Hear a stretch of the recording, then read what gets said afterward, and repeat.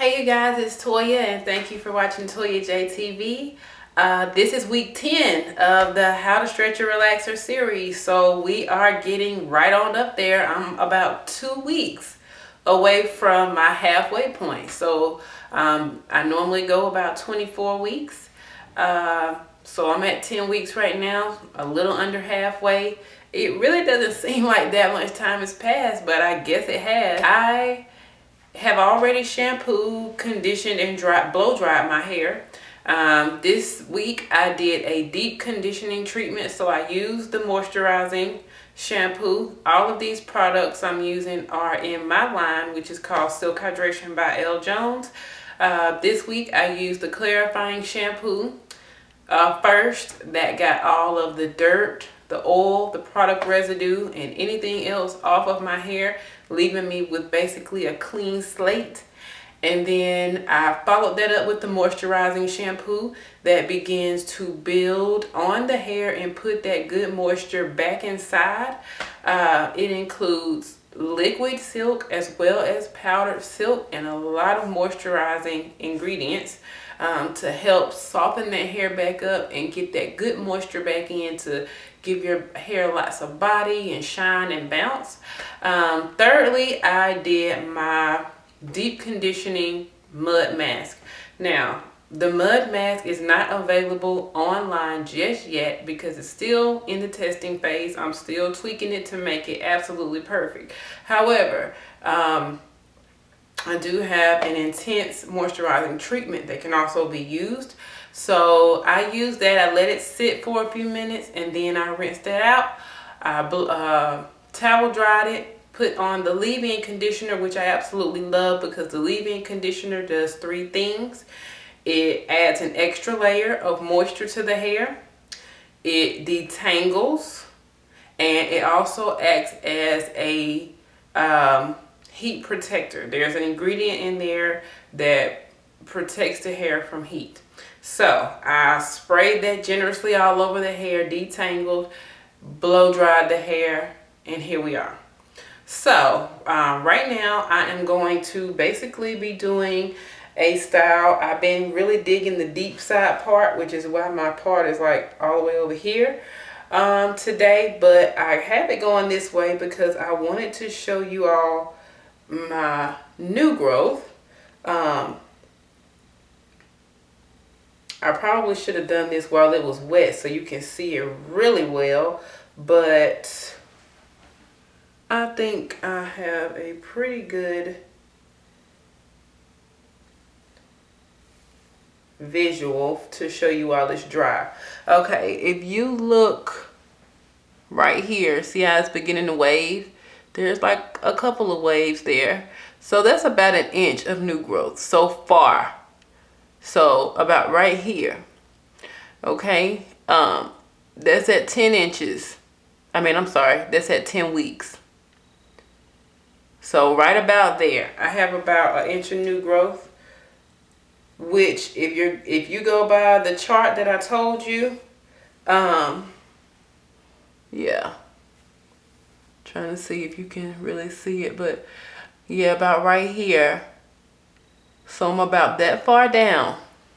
If you go by the growth chart that I told you about, meaning it takes the average person about 2 months to grow 1/2 inch. So, it takes about 1 month to grow 1/2 inch. So at 2 months, you should have at least grown about 1 inch of hair. It's been I'm at 10 weeks, so we can say 2.5 months. So 1 inch is falling right in that guideline. There are some hairstylists out there that I do believe can safely relax 1 inch of new growth absolutely fine. But I like to take it a step further. I don't want to just, have just enough. I want to have a little bit more just in case, You never know what kind of day your hairstylist may be having. So, I want to get, have enough to, just in case if you do go over, I have enough new growth to cover that, and there still will be no overlapping. That's why I like to double that and go 24 weeks. However, if you get to 16 weeks, you should have about 2 inches of new growth, okay? Because there's 4 months. So 4 months, you should have about 2 inches of new growth. So if you're on week 10 with me and you go 6 more weeks, you should be fine, okay? But you just check your hair. So 16 weeks is not set in stone. You really don't want to go by weeks. That's just a general guideline. What's more accurate is going by how much new growth you have. You just use the weeks as just a general guideline to say, okay, at this many weeks, I should have about this much new growth. Okay, if it's 16 weeks and you still have 1 inch of new growth, then you need to keep going until you get to your 2 inches. All right, because everybody's hair grows at different rates. That's just a general rule of thumb. But I seem to be right on track with that, general rule. However, I'm going to go 6 months just because even at 16 weeks when I can safely get a relaxer, I still feel like I can manage my hair pretty well. And the longer you go without that chemical, then the better it is on your hair. So, it's just, you have to kind of make a judgment call for yourself. So right now I'm going to do my deep side part again. And I like the deep side part because, you can kind of get it to come in your face. And if you have your part way up here, which is where I sometimes wear it, then you don't have that little action going where you can kind of manipulate it to go like, in your face. However, I'm going to take a chance. There is rain in the forecast again, but hopefully it's just scattered showers right now, not like monsoons of rain, what we've been having in the past. But I'm not going to complain because I've seen what's been happening in Louisiana, and that makes this rain seem like just little sprinkles right now. So anyway, I am going to curl it today. So I'm going to go ahead and start, and then hopefully these curls will last the rest of the week. A couple of questions that I've been getting. A lot of people have been asking me, do I put heat on my hair every week or every time I shampoo? The answer is yes. I apply heat no more than once a week. I normally shampoo my hair once a week, and I apply heat at that time simply because I do not like roller sets at all. I don't like them on me. I like them on other people. I do them a lot on my clients, but I don't like how they look on me. So I prefer to curl my hair, but I do not curl my hair more than once a week. Okay, so for instance, if I get rained on, like what I'm thinking what might happen, I'm hoping that it won't, but if I happen to get rained on, I still will not put any more heat in my hair until I shampoo it again. If I end up getting rained on, if it's not too bad, I will try to wrap it to save it. And if it's just a torrential downpour, I will resort to my bun. Okay, if there's a curl out of place one day, what I normally do in the morning is I will put a roller on the piece that needs to be recurled. And then I will, right before I leave the house, or, my car does have tint. So if I'm really feeling myself, I will go ahead and drive with the roller in my hair. And then once I get to my destination, I'll take it out before I, go inside wherever I'm going. But I absolutely do not curl my hair more than once a week, which is fine. Also, when curling my hair, if you'll notice, I do not go more than one pass on my hair. Every now and then, like especially as I get up in the weeks, I may kind of go over the new growth twice. But like all of this hair that's relaxed, I'm only going over that one time, and I'll show you. Like I may do this, then I'll come back and do that again on the new growth. Okay? But this relaxed hair, I'm not doing that to that. Okay? And that's how I do that. The remainder of the week, to tie this up, I will either pin curl it or do my flexi rods. And then, you know, if you like curl it and then, but you want the curl to fall, then you can just wrap it. So, back to that question. Yes, I do put heat on my hair. The ways I protect my hair, like I mentioned earlier, my leave-in conditioner, it includes an ingredient that protects the hair from heat. And I spray my hair generously with my leave-in conditioner because since it is in a liquid form and not the cream form, the liquid form of leave-in conditioners are much lighter on the hair. So you can use more and your hair still not be weighed down. I don't really too much care for leave-in creams if you are wanting to wear like a soft hairstyle that has lots of body. Now if you're doing something like a twist set or a roller set or something like that, then a cream leave-in may be okay because you'll have that extra moisture, and even if it weighs your hair down, you don't have like a real bouncy, you know, style that requires a lot of movement.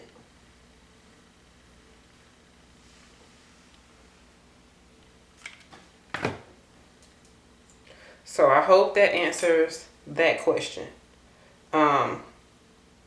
Also, if you notice my hair, if you notice the way I'm curling my hair, how I'm going like around in panels, the reason for that is because I don't like to go straight across because I rarely curl all the hair in one take.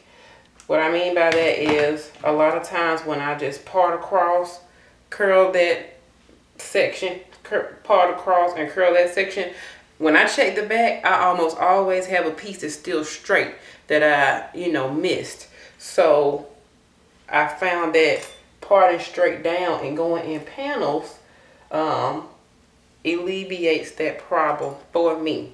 Now, that's not to say that if you go straight across, that you're doing your hair wrong. It's just what you prefer.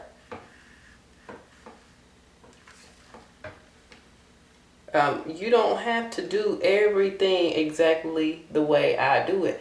I just try to provide you all with, a general way, and then you customize it to fit your own needs.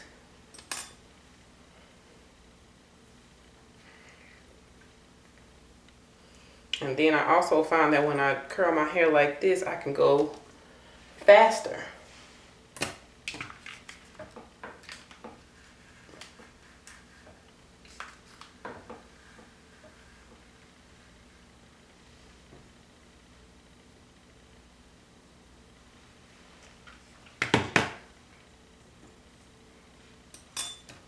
So you're just talking to you all, I have already done. Well, I'm finishing up on my second panel.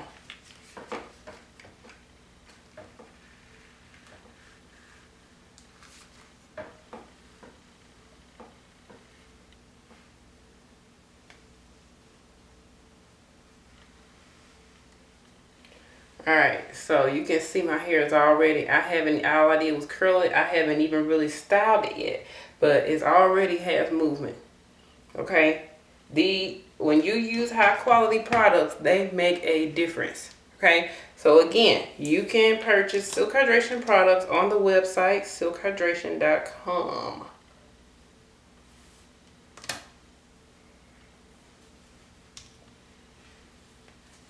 If you are a hairstylist, You can also get these in the big 1 liter bottles at special wholesale pricing. You can do that by emailing me through the Silk Hydration website, and I'll get you set up to where you can use it on your clients, and you can also sell the retail bottles also.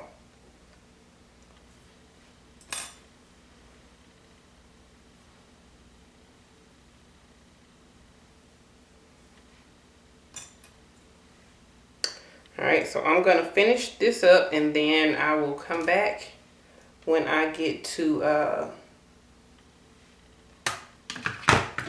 the front.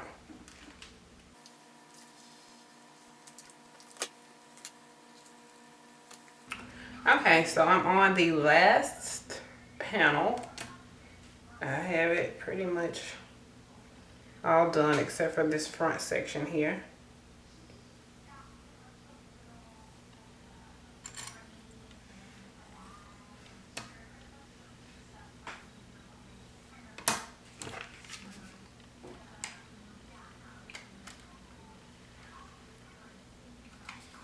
And normally I do my hair at night so I can go ahead and tie it up and be ready for the next day. But right now it's the middle of the day. I'm taking advantage of the time I have alone. Kids are at school, you know, so this is like perfect time for me to do my hair. It's either during the day when they're gone or at night when they're asleep. And I kind of prefer during the day when they're gone because I don't have to worry about anybody waking up in the middle of the night, you know, or any of that.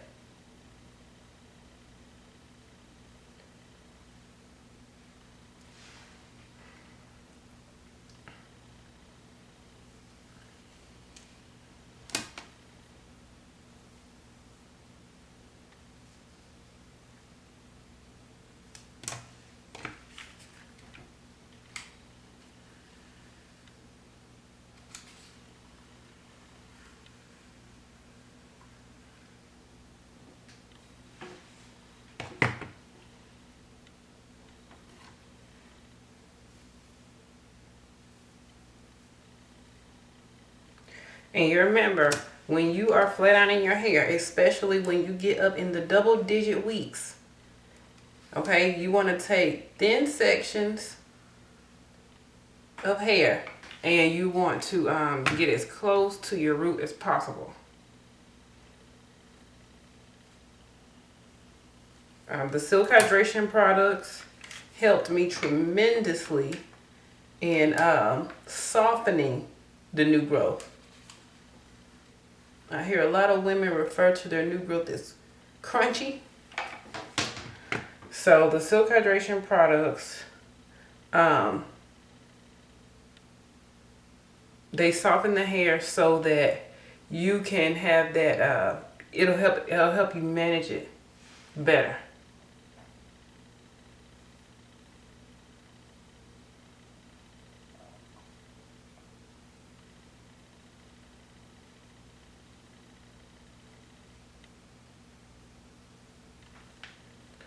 Oh, these curls, these curls, these curls.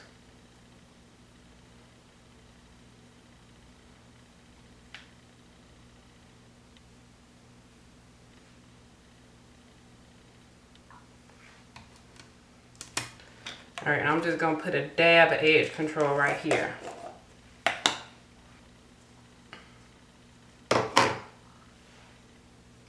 And for this edge control, I don't use this on a daily basis either. I'm gonna put some on this side too. With the edge control, once I put it on, I don't use any more for the week either. And that's just because for me personally, the edge control, when you tie your hair down, like like tonight when I put my scarf on, I'm going to make sure to tie my edges down good too. And for me, once I do that, it makes that edge control last even longer, because the next day and the day after, all the way up until I shampoo it again, I don't have to use any more edge control. And it still slicks it down. It's like as the days go by, that shininess goes away, but it still lays, like, because it still has the residue from that edge control on it.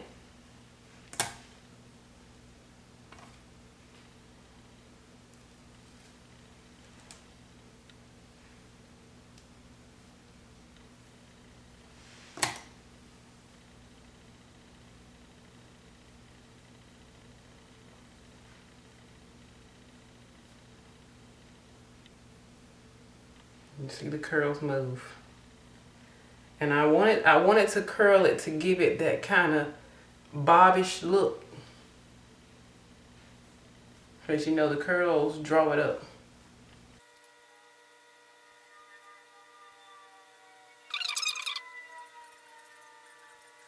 I'm not really going to pull these curls out just because I'm going to just pin curl them in place.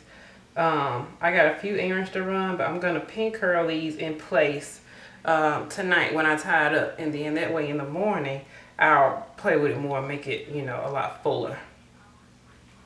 But for now, I'm just going to leave it.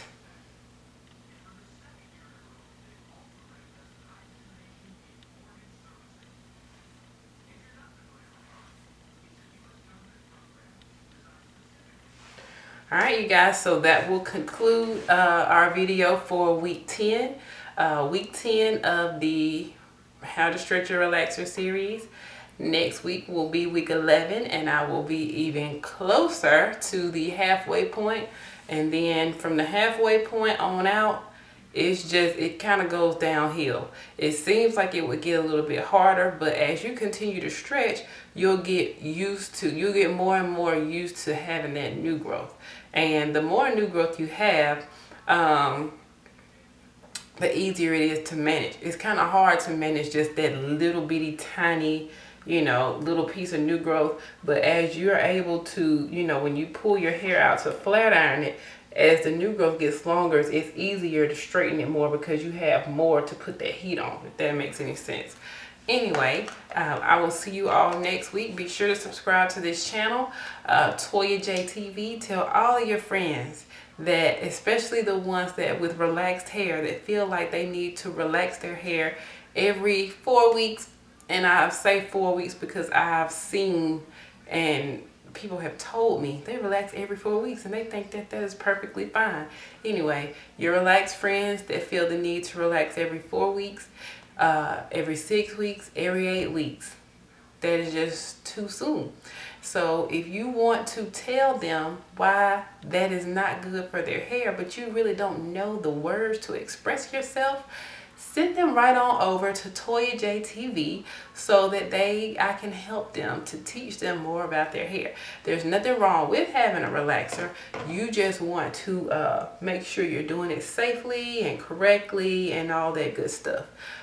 So anyway, I will talk to you all next week for week 11.